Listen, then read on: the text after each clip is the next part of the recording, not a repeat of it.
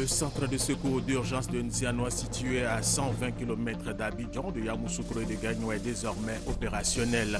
Il a été inauguré par le Premier ministre Daniel Kablan-Duncan.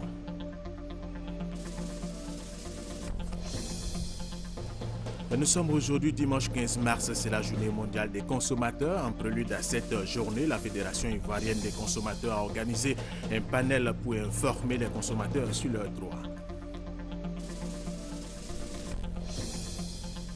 Visite apostolique de Jean-Luc Cardinal Torrent dans le diocèse de Korogo. L'envoyé du pape participe aux 110 ans de l'arrivée de l'évangile dans le diocèse de Korogo.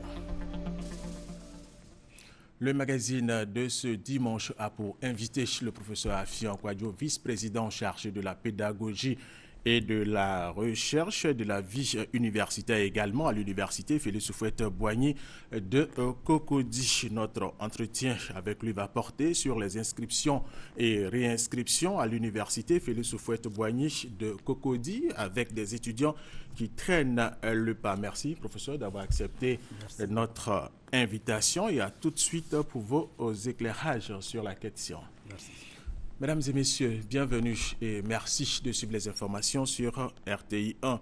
Nous vous le disions dans nos titres, le centre de secours d'urgence de Nzianois est désormais opérationnel et situé à 120 km d'Abidjan, de Yamoussoukro et de Gagnoua. Ce centre va assister les accidentés de la route. Il est bâti sur une superficie de 15 hectares et c'est un don de la fondation Petrosi. Sa valeur, plus de 7 milliards de francs CFA. Il a été inauguré par le Premier ministre Daniel Kablan-Duncan. Kwasi Mamadou. Après 16 mois de travaux, le centre de secours d'urgence de Nzianois est opérationnel. Situé à 120 km des villes d'Abidjan, de Yamoussoukro et de Gagnoua, il va permettre l'assistance et la prise en charge des blessés de la route. Une grande première en Côte d'Ivoire, suscitée par les nombreux accidents enregistrés sur l'autoroute du Nord. 4 000 par an, selon l'OSER. Ce centre de secours d'urgence est un don de la fondation Petrosi pour faire profiter à la population les bénéfices de l'énergie, selon le ministre de tutelle. Andaman Tounkara soutient que ce centre de secours d'urgence est l'un des plus performants de la sous-région, au regard des moyens dont il dispose. Le centre de secours d'urgence Petrosi de Nzianois pourra assurer simultanément au moins 4 départs en intervention. Un départ pour une mission de lutte contre l'incendie, 2 départs en intervention pour une mission de secours d'urgence aux personnes et un départ en intervention d'urgence pour la lutte contre les incendies, les secours médicalisés à victimes, l'assistance à personnes et le sauvetage, l'intervention aquatique et même subaquatique. 7,5 milliards de francs CFA, coût de cette première partie du projet consacré essentiellement au secours des blessés. La gestion de ce centre est assurée par l'Office national de la protection civile et une équipe de 40 sapeurs-pompiers militaires. Le Premier ministre Daniel Kablan-Duncan exige des secouristes la conscience professionnelle. Conformément à votre devise qui est « sauver ou périr », vous êtes avec les personnes de la santé, celles et ceux par qui de nombreuses vies sont et seront sauvées sur nos routes. Bravo. Je voudrais souligner, et vous le savez bien, sur le fait que dans l'exercice de vos missions de secours, le temps d'intervention est une donnée essentielle. Après un accident de circulation, si vous arrivez à temps, le pire est évité. Si vous arrivez trop tard, l'irrémédiable se produit. Pour la seconde phase du projet d'un montant de 8,7 milliards de francs CFA, le Premier ministre réaffirme l'engagement du gouvernement à accompagner la fondation Petrosi. Il s'agit de faire des centres de secours d'urgence des Nzianois une référence dans toute la sous-région. Le centre de secours d'urgence de Nzianois est doté de plusieurs services de secours et d'assistance. Il dispose également d'un centre de santé. Il est le premier centre de secours moderne de la sous-région. Nous allons rester avec Kwasi Mamadou. En janvier 2014, notre équipe de reportage tombe sur un accident de la circulation sur l'autoroute du Nord. Bilan, 2 morts sur le champ. La 3e victime meurt 2 heures après, juste à l'arrivée de l'ambulance en provenance de Ndouci, devant lui apporter assistance. Ces cas sont récurrents sur l'autoroute du Nord ainsi que sur les autres routes. L'ouverture donc de ce centre de secours d'urgence est un soulagement pour les usagers de la route et aussi pour les populations riveraines. C'est une très bonne chose parce que depuis longtemps nous attendons ça. Ça va sauver vraiment des vies. Parce que moi j'ai été victime d'un accident en 2010 sur l'as Gouroumina-Kouro-Yamsoukro. Vraiment, sans l'aide d'un ami, j'allais mourir. On ne peut pas imaginer combien de fois nous sommes sollicités pour participer aux évacuations et tout ça, et quelquefois à nos propres frais. Désormais, le temps d'intervention en cas d'accident passe de 2 heures à moins de 20 minutes. Le centre de secours d'urgence de Nzianoua a pour mission les secours médicalisés aux victimes, le sauvetage, l'intervention aquatique et subaquatique et la lutte contre les incendies. Le tout sur un rayon d'intervention de 120 km. Pour réaliser ces missions, il dispose de moyens matériels de dernière technologie avec une flotte neuve de 11 véhicules d'intervention et de 3 Zodiacs. À cela s'ajoute un réseau TIC maillé non décryptable permettant de visualiser tout mouvement de véhicules sur l'autoroute du Nord. Chose qui va permettre l'intervention en cas d'accident. Bâti sur une superficie de 15 hectares, ce centre comprend plusieurs structures, dont un centre de santé d'urgence de 8 lits et un cabinet dentaire. Dans un centre de secours, il faut un cabinet dentaire. Parce que très souvent, quand il y a des accidents, la tête est touchée. Donc la mâchoire et tout ce qui concerne le dentaire est touché. Un sentiment de joie, de savoir que de par notre action, nous apportons un bien-être à nos populations. En cas d'accident, des équipes partiront de ce centre-là et arriveront à temps en vue, n'est-ce pas, d'aider à sauver des vies humaines. Pour la période 2015-2017, il est prévu sur ce site la construction d'une école de feu de secourisme, la création d'une zone d'exercice pratique de lutte contre les feux de toute nature, ainsi que la construction de logements de pompiers, d'une école primaire et d'un héliport en cas d'évacuation de blessés. Tout à fait autre chose et parlons de la 38e réunion du Conseil des ministres de l'OADA qui a clos ses travaux ici à Abidjan. Des décisions et recommandations ont sanctionné cette session extraordinaire. Voyons les détails avec Léo Broukwame. D'ici à juin 2015, les investisseurs potentiels pourront choisir de l'étranger leurs éventuels partenaires dans l'espace OADA, la solution numérique de registre de commerce et de crédit immobilier initiée par l'institution pour répertorier les sociétés exerçant dans les 17 États membres connaît une évolution significative. Révélation de la 38e réunion du Conseil des ministres de l'OADA. Nos États ont décidé qu'il faut informatiser le registre du commerce. Et ça, c'est un travail qui est très avancé maintenant, avec un financement Banque mondiale. Et nous pensons peut-être qu'ici, à Abidjan, au mois de juin prochain, on pourra faire une première démonstration de ce que ce système est maintenant disponible pour les États membres de l'OADA. Outre cette bonne nouvelle, les 2 jours de travaux à Abidjan ont permis l'adoption du budget de l'OADA, plus de 8,7 milliards de francs CFA, et c'est le budget 2014 de l'organisation ajusté pour prendre en compte le renforcement de la Cour commune de justice et d'arbitrage. Sur les 5 nouveaux juges élus, 4 vont étoffer le personnel et le 5e va remplacer un ancien juge en fin de mandat.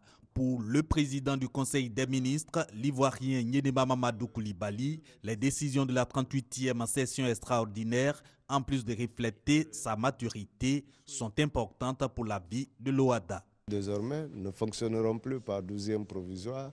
Nous avons les moyens de satisfaire les attentes des opérateurs économiques qui sollicitent notre Cour commune de justice et d'arbitrage parce que l'effectif a augmenté. Et nous espérons que tout cela va se traduire par une croissance de notre économie et par un environnement économique beaucoup plus attractif pour nos pays, les 17 qui forment l'OADA. Les 5 nouveaux juges élus à cette 38e réunion du Conseil des ministres de l'OADA sont des ressortissants de 5 États membres, Côte d'Ivoire, Guinée, Burkina Faso, République démocratique du Congo, Gabon.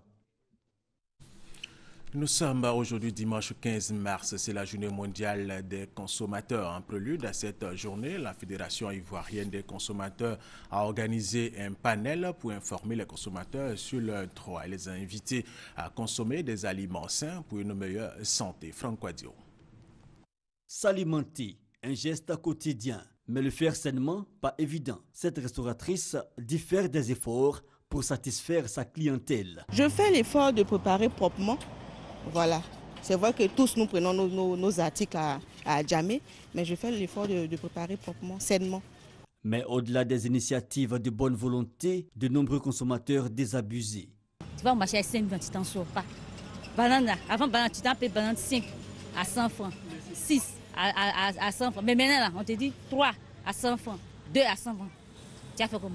Et quand vous arrivez, par exemple, à payer les choses moins chères, je crois que vous avez le choix de la bonne chose et puis manger suffisamment. La Fédération ivoirienne des consommateurs organise donc un panel sur la question. Premier constat, le manque de visibilité des actions des gouvernants, un problème de communication. Parfois, il y a manque de communication seulement qu'il faut briser et puis bon, pour que le consommateur puisse comprendre. C'est pour cela que depuis toujours, j'ai toujours lancé un appel à des journées de consultation sur la charité de la vie. Et que ça ne s'arrête pas au niveau de l'administration seulement. Il faut qu'on nous appelle pour que pour chaque secteur, nous allons faire des propositions pour qu'on puisse apporter des solutions. Les droits du consommateur à l'électricité, à la santé, à l'alimentation saine, des questions donc de tous les instants que les consommateurs aimeraient bien voir débattues au quotidien. Le Fonds des Nations Unies pour la population et la Banque mondiale ont décidé de soutenir financièrement 6 pays pour accroître leur capacité dans l'autonomisation des femmes et des jeunes filles et leur accès à des services de qualité dans le domaine de la santé maternelle et de la reproduction. Et ces pays vont toutefois apporter leur contribution à la réalisation de ce projet. Plus de détails avec Éric Goré. À l'initiative de l'UNFPA et de la Banque mondiale, 3 jours de travaux ont lieu à Abidjan. Au sortir de ces travaux, des projets des femmes et des jeunes filles pourront être financés pour qu'elles puissent se prendre en charge. L'objectif est de les rendre autonomes. La Côte d'Ivoire, le Niger, la Mauritanie, le Mali, le Burkina Faso et le Tchad sont les pays bénéficiaires. C'est un projet qui réjouit la jeune féminine. L'autonomisation des femmes, pour moi, je pense que c'est très favorable et ça peut nous apporter beaucoup de choses. Parce que quand tu prends dans nos sociétés où la femme n'a pas de voix et elle n'a pas de décision à prendre. Pour le représentant de la Banque mondiale, les États concernés doivent s'impliquer dans ce projet. C'est le gouvernement de la Côte d'Ivoire qui va lancer un certain nombre de projets qui vont être centrés sur, comme je l'ai évoqué, la scolarisation des filles et leur autonomisation économique. Selon la représentante de la Côte d'Ivoire, c'est un projet qui vient à point nommé et va améliorer les conditions de vie des populations. Le rôle de la femme est très transversal dans la famille. Quand elle est autonome, qu'elle est rendue indépendante financièrement, elle contribue aux richesses de la famille. Les enfants ont une qualité de vie meilleure, le mari même en profite, toute la grande famille en profite. Donc ça, en termes d'impact, nous pouvons penser à cette croissance inclusive tant recherchée par le gouvernement qui va résulter de la mise en œuvre de ce projet. Une campagne de sensibilisation va accompagner ce projet pour son succès total dans toutes les communautés. Autre information dans cette édition, les localités de Daoukro, de Tiébissou et de Yamoussoukro ont accueilli la semaine dernière les bénévoles de l'ONG espagnole Africa Arco Iris dans le cadre de la 15e campagne de vaccination gratuite contre la méningite.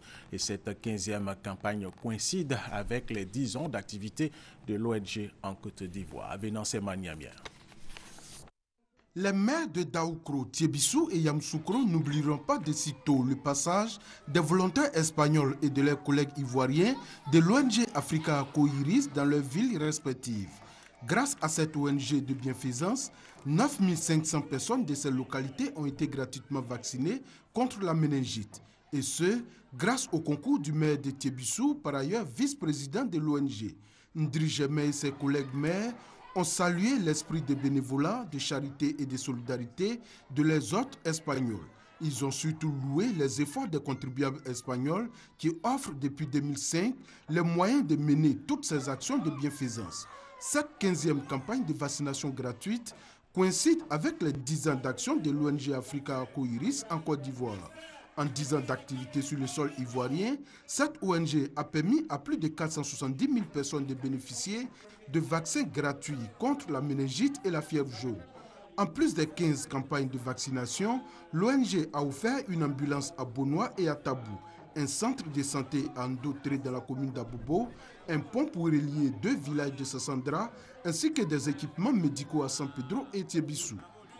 Répondant aux doléances du maire de Yamoussoukro qui a sollicité la transformation des dispensaires en centres de santé avec la création des maternités en Jouessi, Dioulabougou et Bonzi ou l'équipement de la maternité de Lobakro pour la rendre fonctionnelle, le président de l'ONG Africa Ako Iris, Jesus Mejia, a promis solennellement d'engager une initiative forte au profit de Yamoussoukro.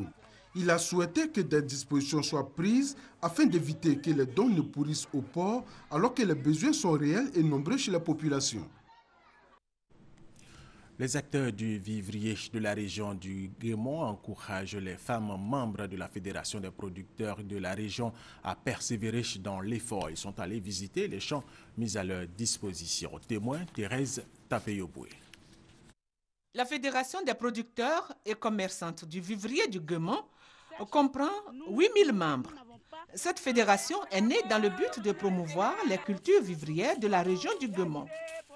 Avec 285 hectares de manioc, 168 hectares de riz, 38 hectares de cultures maraîchères et 4 fermes d'élevage de poulets, la Fédération des producteurs et commerçantes du vivrier du Guémont entend surtout doter cette région d'un marché de gros.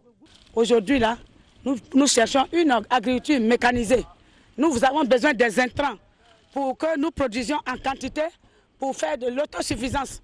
L'autosuffisance, nous allons nous nourrir nos enfants et les fruits de nos efforts, pouvoir les commercialiser pour avoir de quoi offrir, payer la scolarité de nos enfants. La fédération a par ailleurs procédé au lancement de la première édition de la fête de la moisson qui se tiendra dans les prochains jours à Diokwe. L'objectif de cette rencontre de proximité est d'échanger avec les femmes membres de la fédération, les sensibiliser sur des sujets relatifs à leurs préoccupations, les orienter et surtout les aider à faire de leur groupement des outils de développement. Échangeons de sujets dans le cadre de ces activités traditionnelles. L'école militaire préparatoire technique de Bingeville et MPT organise la 44e édition de la semaine culturelle et sportive de l'enfant de troupe. Le thème, cette année, le MPT, 75 ans d'existence, bilan et perspective. Chris Diomandé, Hamza Diaby. Le Mbalax de la troupe sénégalaise Ngelegi. Le Fulbe Soda du Niger. Le Takamba du Mali. Ou la danse guerrière à Tchan exécutée par la génération Blessouet. Nous sommes à l'EMPT, l'école militaire préparatoire technique de Bingerville, et c'est la 44e semaine culturelle et sportive de l'établissement. La semaine culturelle et sportive sera sans nul doute un entremetteur et un catalyseur interscolaire, en ce sens qu'elle favorisera l'ouverture de l'EMPT sur l'extérieur et affirmera ses liens avec les autres écoles. Robert Begré-Mambé, gouverneur du district d'Abidjan, parrain de la cérémonie, est heureux et surtout fier d'associer son image à cette école de discipline, de valeur véritable et de prestige. Quand on vient ici, on prend conscience d'une chose. C'est une grande enceinte où on apprend à aimer d'abord son pays. En aimant son pays, on se projette dans une perspective de développement collectif. On fait un don de soi pour la paix des autres. Quand on est brillant à l'EMPT, on est brillant dans la vie. Je suis venu chercher l'excellence avec vos élèves. Cette semaine culturelle et sportive prendra fin samedi prochain, 21 mars. Elle sera émaillée entre autres de tournois interclasses, de conférences, de jeux éducatifs et de visites d'entreprises. L'école militaire préparatoire technique de Bingerville a 75 ans d'existence cette année. De Bingeville, nous allons nous rendre à Zuenoula où la tribu Nyanangon dans ce département a un nouveau chef. Il a été officiellement installé en présence des autorités politiques et administratives de la région. Thérèse Tapeyoboué. Mathurin Goïbitié est le nouveau chef de la tribu Nyanangon dans la région de Zuenoula.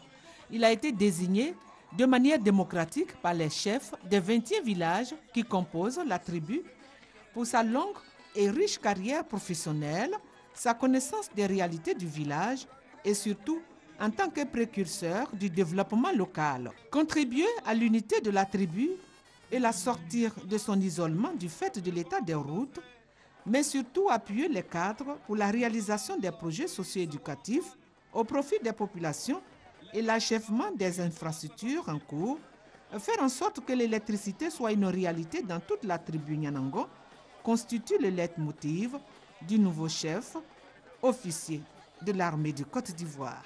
Les intervenants à cette cérémonie ont tous félicité le nouveau chef et lui ont demandé de mériter la confiance placée en lui.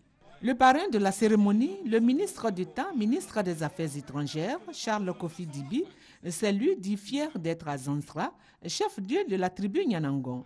Il a demandé au nouveau chef d'être le chef de toute la communauté et faire en sorte que règne la cohésion. Charles Kofi Dibi a exhorté les chefs de village et la population à respecter leur nouveau chef et a offert, au nom du président de la République, la somme d'1 500 000 francs pour les travaux de construction de la sous-préfecture de Zanzra. Visite apostolique de Jean-Louis Cardinal Torrent dans le diocèse de Korogo. L'envoyé du pape participe aux 110 ans de l'arrivée de l'évangile dans le diocèse de Korogo. L'homme de Dieu a été accueilli dans la ferveur et dans la pure tradition. Sedofo Abdul Kader Sogodogo, RTI Boaké. Il est 16h55. Le groupement de l'État de Côte d'Ivoire, transportant le cardinal Jean-Louis Torrent, atterrit à l'aéroport de Korogo. Il est accueilli par les autorités politiques, administratives et religieuses de la ville, avec à leur tête le secrétaire général du gouvernement, le ministre d'État Amadou Gon Coulibaly. Après le cérémonial d'accueil, le cap est ensuite mis sur la place de la République en plein cœur de la capitale du Poro. La calebasse d'eau, la parade des dozos, des pas de danse de Boulogne, tout était réuni pour dire Fotamanant, bonne arrivée en pays sénophobe, à celui-là même qui est considéré comme le premier ministre du Vatican. Depuis Korogo, le Vatican, à travers son numéro 2, rend hommage à la Côte d'Ivoire qui, au moment où plusieurs parties du monde sont déchirées par des conflits, a su se réconcilier et raviver la flamme d'un espoir en l'humanité. Ce qui m'a frappé, je vous le dis tout de suite, c'est de voir cette cohésion de la société au-delà des provenances ethniques, religieuses. Ce qui est important, c'est la Côte d'Ivoire d'aujourd'hui et de demain. Ce qui est en train de se passer dans une partie du monde, je pense au Moyen-Orient, et c'est un échec pour toute l'humanité. Et quand je vois ce que j'ai vu aujourd'hui, eh bien c'est une espérance pour toute l'humanité aussi. Dans la soirée, une rencontre a réuni les religieux du district des Savanes autour de l'envoyé du pape avec en ligne de mire le dialogue interreligieux. La dernière étape de la visite du cardinal Jean-Louis Torrent au nord de la Côte d'Ivoire sera la célébration des 110 ans de l'arrivée de l'Évangile à Korogo. Une messe est prévue à cet effet à la cathédrale de la ville. Le révérend pasteur Okso Pak, président mondial de l'International Youth Fellowship, une organisation internationale présente dans plus de 130 pays dans le monde, est en visite de 72 heures en Côte d'Ivoire. Visite au cours de laquelle les étudiants de l'université Félix Houphouët-Boigny sont instruits dans plusieurs domaines tels que le volontariat et l'apprentissage de langues étrangères pour le changement des mentalités afin de former des citoyens modèles. Ces activités sont en prélude au 6e camp mondial de la jeunesse de l'International Youth Fellowship prévu au mois d'août. Plus de 2000 jeunes sont attendus à ce rassemblement. Les fidèles de l'église du christianisme céleste de la paroisse Saint-Uriel de Marcory étaient en fête. Ils ont célébré les 40 ans de la visite du prophète Samuel Biléou au Chofa en Côte d'Ivoire, fondateur mondial de l'église du christianisme céleste. Adrienne Grascando. 40 ans après le dernier passage en Côte d'Ivoire du pasteur Samuel Biléou Joseph Ochofa, fondateur de l'église du christianisme céleste, les fidèles commémorent l'événement. Occasion pour le révérend pasteur Ediemou Blain Jacob, premier responsable de l'église du christianisme céleste de Côte d'Ivoire, de dresser le bilan. En 1975, Ochofa est venu ici, le fondateur. Il a dit 40 ans après comme dans le désert, les souffrances vont terminer si nous sommes unis. Prières, chants d'action de grâce et témoignages, des temps forts qui ont marqué le culte d'action de grâce de ce dimanche 1er mars à la paroisse Saint-Uriel de Makori résidentielle. Moi, ma vie est un véritable témoignage de l'Église. Tout ce que j'ai eu au niveau professionnel pour que j'entre au port, la réponse a été toujours non. J'ai pris ma demande. J'ai fait une semaine au couvent dans ce parvis. Je suis parti déposer la demande dans le courrier normal. 2 semaines après, ça a été oui. Mon épouse ne faisait pas d'enfant. Fait un bébé éprouvé, je dis jamais. À Saint-Uriel ici, aujourd'hui j'ai des enfants. Elle a des enfants. L'année 2015 étant consacrée au prophète, plusieurs activités sont prévues à cet effet, entre autres l'évangélisation et la réconciliation au sein de l'Église du christianisme céleste. La Tidjani en Côte d'Ivoire de 1850 à nos jours est une œuvre littéraire de Daouda Berté, historien, géographe de formation. L'œuvre nous plonge dans l'univers de la Tidjaniya, un courant islamique. Ami Sissoko. Vulgariser la Tidjaniya en Côte d'Ivoire, c'est l'objectif de Daouda Berté. Il vient de sortir sa première œuvre, la Tidjaniya en Côte d'Ivoire de 1850 à nos jours. Apparue à la fin du XVIIIe siècle au Maghreb, la Tidjaniya a été fondée par Ahmad Tidjani à la suite d'une vision du prophète. Ce courant musulman a pour but la formation et la purification de l'âme. L'œuvre de Daouda Berté fait ressortir 2 tableaux. L'action de la première génération des guides dans la diffusion de l'islam et celle de la seconde génération consacrée à l'expansion de la Tidjaniya. Nous pensons que plus on fera mieux connaître la Tidjaniya, mieux on permettra donc aux uns aux autres de mieux appréhender en fait l'essence du message prophétique qui n'est autre en fait que l'amélioration du comportement axé donc sur la paix. Donc finalement la Tidjaniya c'est l'islam du comportement qui s'oppose en fait à l'islam des écoles juridiques qui peut être source en fait de divergence. L'ouvrage permet au lecteur de mieux appréhender les origines, les buts et l'approche pédagogique de la Tidjaniya. J'ai noté la simplicité d'abord de l'écriture qui permet au lecteur moyen de s'accaparer de ce qu'il a voulu dire. Et ensuite, au niveau de l'organisation, en tout cas, il a adopté un plan qui permet de maîtriser facilement l'œuvre. Nous, on nous a informé de certains de nos maîtres, mais je viens de découvrir ça. Ça a servi à enrichir ma connaissance. Plus de 4 années de recherche ont permis à Daouda Berté de lever le voile sur les préjugés faits à l'encontre de cette doctrine islamique, la Tidjaniya.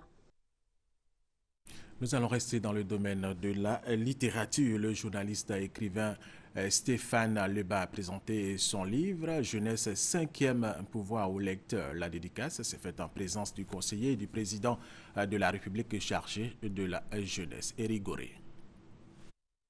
La jeunesse 5e pouvoir est le livre de Jean-Stéphane Leba, journaliste écrivain. Un livre qui est une contribution intellectuelle à la promotion de la jeunesse.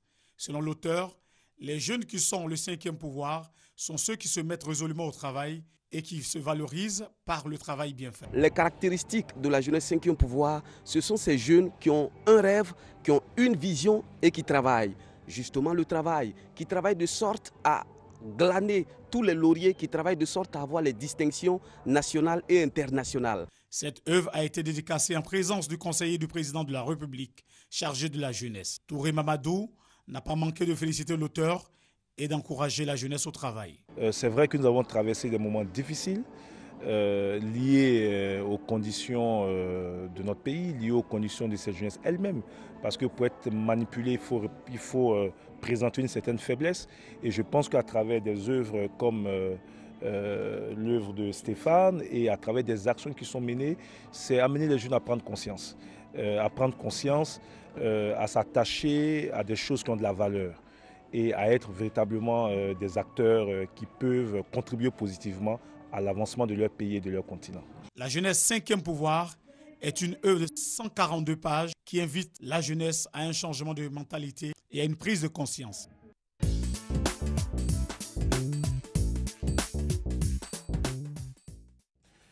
Pour le magazine de ce dimanche, nous recevons le professeur Afian Kouadio, vice-président chargé de la pédagogie, de la recherche et de la vie universitaire à l'université Félix Houphouët-Boigny de Cocody. Professeur Afian, merci d'avoir accepté notre invitation. Notre entretien va porter sur les inscriptions et réinscriptions à l'université Félix Houphouët-Boigny de Cocody. Débuté le 10 février, ces inscriptions et réinscriptions prendront fin le 15 avril prochain. Mais les étudiants ne s'activent pas. Et nous allons suivre ce reportage de Doigt des Lasers. Université Félix Houphouët-Boigny de Cocody. Les guichets de paiement de la scolarité manquent d'affluence. Et pourtant, nous sommes à plus d'un mois des inscriptions pour l'année académique 2014-2015. Sur 8522 étudiants nouveaux bacheliers attendus, seulement 2317 ont pu effectuer leur inscription à la date du 5 mars 2015. Selon les étudiants rencontrés sur place, la procédure administrative reste encore lourde. Je me suis renseigné, on m'a dit on retire la fiche ici. Maintenant, après je passe à la scolarité, je paye les 30 000 francs comme inscription, donc c'est cela ici là. Ça fait 3 fois que je suis là, le rang n'avance pas. Donc... Quand vous venez peut-être à 8 heures, les personnes vous disent que non, le quota est atteint, donc il faut y passer encore dans une semaine. Vraiment, c'est ce qui rend un peu les choses encore difficiles. Alors qu'on a bien ces papiers-là. 15 avril prochain, c'est le dernier délai prévu pour les inscriptions. Selon les responsables de l'université, passé ce délai, aucune inscription ne sera possible. Jusqu'à ce jour, les étudiants continuent d'être orientés ou d'être réorientés. Le deuxième constat aussi est que peut-être c'est curieux que nos étudiants aient l'habitude de l'informatique et qu'ils n'aient pas encore l'habitude de s'inscrire en ligne. Il y en a qui viennent pour retirer leurs fiches, on ne les voit plus. Le seul problème, c'est la présence des étudiants. Qu'ils viennent s'inscrire, le processus est simple, il n'y a vraiment pas de raison qu'ils ne viennent pas s'inscrire. J'insiste lourdement là-dessus parce qu'un étudiant qui n'est pas inscrit n'est pas étudiant. Au cours de l'année académique 2014-2015, l'université Félix Houphouët-Boigny de Cocody recevra 17 000 étudiants à la recherche du savoir. Professeur, avant d'aborder le sujet proprement dit, présentez-nous très rapidement l'université Félix Houphouët-Boigny de Cocody. Merci, cher ami. Je voudrais, avant de répondre à votre question, vous dire qu'au nom de Madame le Président de l'université Félix Houphouët-Boigny, le professeur Bakayoko Ramata, vous remercier pour l'occasion que vous nous donnez de venir parler de cet important sujet qu'est l'inscription à l'université Félix Houphouët-Boigny. Le nombre d'UFR, d'instituts et d'écoles au niveau de l'université Félix Houphouët-Boigny de Cocody. Voilà, l'université Félix Houphouët-Boigny, c'est 13 UFR, c'est 2 centres de recherche, mais également une école. Alors, ces UFR couvrent pratiquement tous les champs disciplinaires qui passent de la santé, des sciences et technologies, du droit, des sciences économiques, des sciences humaines, des sciences et littératures, de la criminologie, de la communication, en tout cas tout ce qui existe comme champ disciplinaire est regroupé au niveau de l'université. Les étudiants dont nous parlons, effectivement, sont ces étudiants qui sont inscrits dans tous ces domaines-là. Très bien, professeur. Alors, pour s'inscrire dans ces instituts, écoles et UFR, en tout cas pour cette année 2015, est-ce que vous avez mené une campagne médiatique pour expliquer aux étudiants comment se font les inscriptions? Oui, effectivement, nous avons mené une campagne médiatique assez importante et je crois que c'est la première fois qu'autour de l'inscription, il y a tant de battages médiatiques. Nous avons procédé à l'impression de prospectus, nous avons fait des affiches, nous avons fait des banderoles, nous avons même fait une annonce au niveau de la télévision le jour de la demi-finale de la Coupe d'Afrique des Nations. Mais moi-même, j'ai reçu les étudiants dans un amphi de l'ordre de 700 places pour leur expliquer l'importance de l'inscription et surtout leur expliquer les procédures à adopter pour faire l'inscription. Professeur, alors quel est le sort de ceux qui ne pourront pas s'inscrire cette année dans le délai? Et c'est parti depuis le 10 février jusqu'au 15 avril. Oui, avant de parler de sort, je voudrais tout d'abord vous dire à la population ivoirienne ce que recouvre l'inscription. Allez-y. L'inscription, en réalité, c'est l'acte administratif par lequel un jeune ou une jeune fille peut être déclaré étudiant. Et lorsqu'on est étudiant, on a bien entendu un certain nombre de droits. Au nombre de ces droits, c'est l'université qui a le devoir de pourvoir la formation à ses étudiants. L'université qui a le devoir de délivrer des diplômes à ses étudiants. Aujourd'hui, nous le savons très bien, que ces diplômes se résument à 3, la licence, le master et le doctorat. Une fois que l'étudiant a les compétences nécessaires qui peuvent lui permettre d'avoir la licence, l'université a le devoir de lui délivrer ce diplôme-là. Alors, vous disiez tantôt quel est le sort qui va être réservé à ces étudiants. Je dois préciser que cette année, on va opérer une rupture d'avec ce qui s'est passé jusqu'à présent. C'est-à-dire, jusqu'à présent, on observait que les étudiants s'inscrivaient sur toute l'année. Cette année, nous allons maintenir le fait que les étudiants ne pourront s'inscrire que dans le temps imparti pour les inscriptions. C'est-à-dire, le temps qui va courir du 9 février au 15 février. 10 février au 15 avril. 10 février au 15 avril, tout à fait. Alors, en termes clairs, il faut être vraiment précis pour que les Ivoiriens comprennent. Au-delà du 15 avril, celui qui ne sera pas inscrit ne sera pas considéré comme étudiant de l'Université Félix Houphouët-Boigny. Et bien entendu, tous les avantages que j'énumérais tantôt, cet étudiant-là, pour le compte de l'année 2014-2015, cet étudiant n'aura pas droit à ces prestations-là. Mais je dois préciser qu'il n'y a pas que les prestations d'ordre académique que je l'expliquais tantôt, mais il y a également les prestations d'ordre social.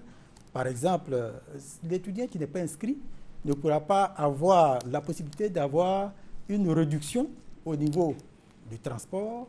Il ne pourra pas avoir la possibilité même de postuler pour aller dans une chambre universitaire, mais encore moins, il n'aura pas la possibilité d'aller dans un restaurant universitaire. Donc tout cela, je pense que l'étudiant doit être sensible à cela, mais il n'y a pas que cela.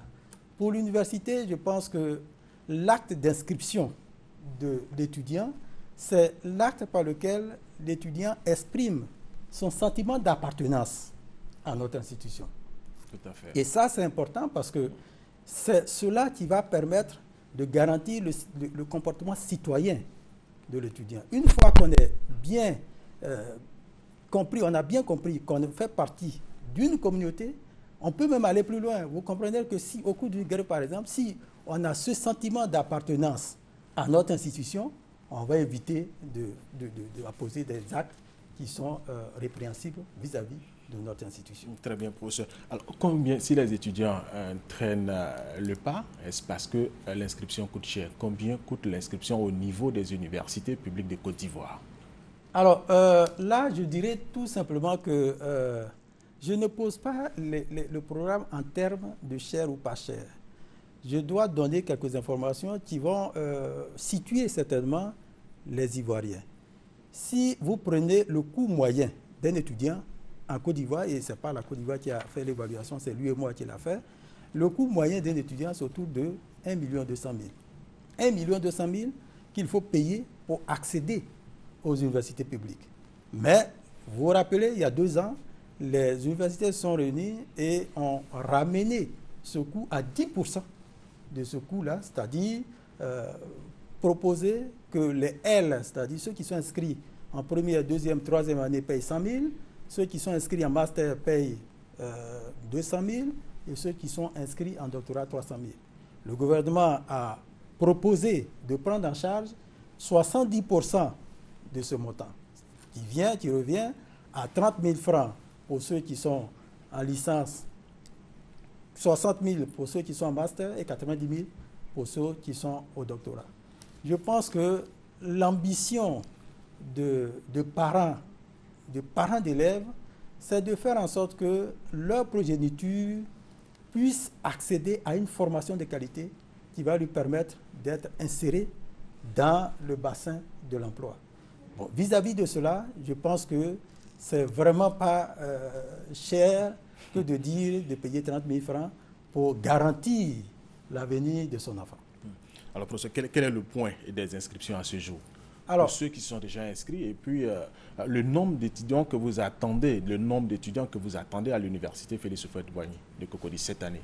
Alors, pour être précis, je suis venu tout à l'heure, ce matin, j'ai regardé les statistiques et je vais vous dire de façon précise le point, parce que l'inscription en ligne permet d'avoir le point à tout moment.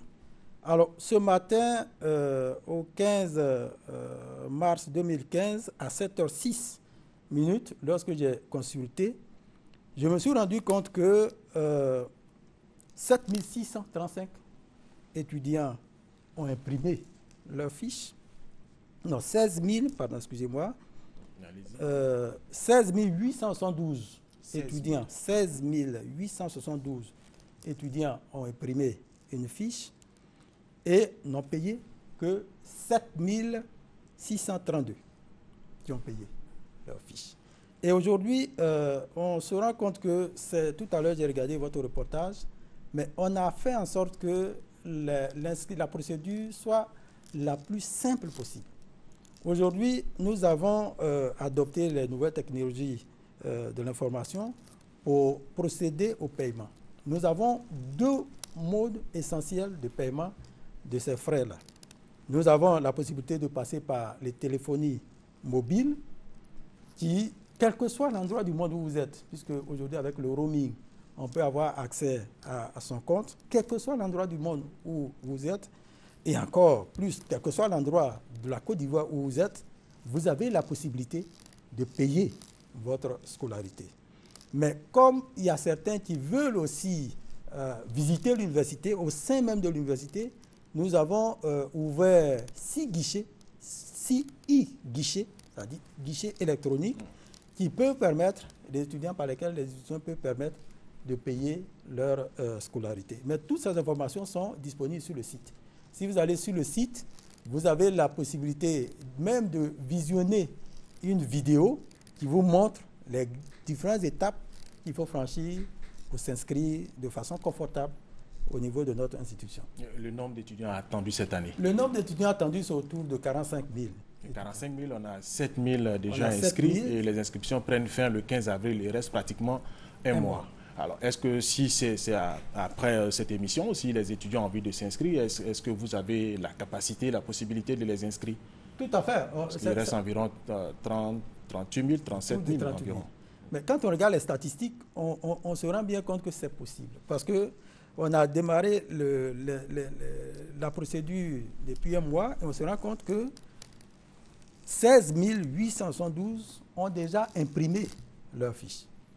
Mais nous disons que ça n'a pas pris forcément parce que, comme il y avait une habitude qui s'était installée, les étudiants pensent qu'au-delà de la date butoir qui est le 15 avril, ils auront encore la possibilité de s'inscrire. Et je vais même encore plus loin.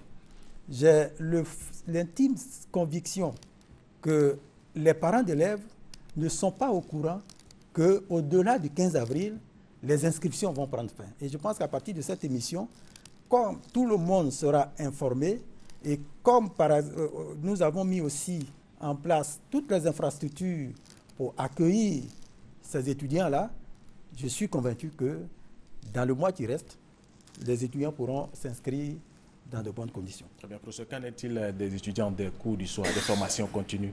Mais tous ces étudiants font partie de ce lot-là. Et ça, je crois que c'est une bonne question qui me permet de m'adresser à tous ceux qui, à un moment donné, ont besoin de prendre une inscription à l'université. Je dis encore une fois, l'inscription, c'est l'acte administratif par lequel quelqu'un qui se présente à l'université veut avoir le statut d'étudiant.